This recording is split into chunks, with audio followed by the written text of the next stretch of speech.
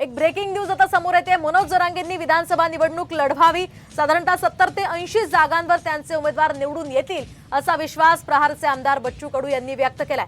आपण पाहतो एकीकडे मनोज जरांगे पाटील हे आपल्या मागण्यांवर ठाम आहेत, दुसरीकडे त्यांनी आंदोलनाची दिशा बदलण्याचा निर्णय घेतलेला आहे। तर या ठिकाणी मनोज जरांगेंनी विधानसभा निवडणूक लढवावी आणि त्यांचे 70 ते 80 जागांवर उमेदवार निवडून येतील असा विश्वास प्रहारचे बच्चू कडू यांनी व्यक्त केलेला आहे।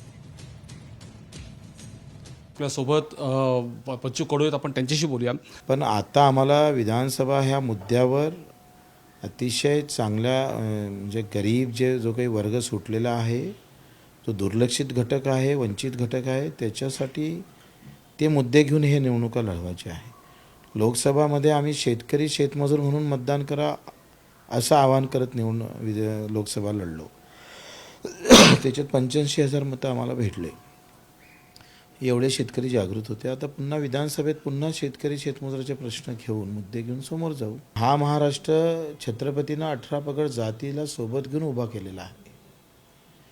ती गरमी गुरमी या महाराष्ट्राची राहिली पाहिजे अशाही अपेक्षा आम्हाला आहे। आणि आता विधानसभा 3 महिने आहे। जरांगे पाटलांची राजकीय मजबूतीसुद्धा या लोकसभेत वाढताना दिसलेली आहे।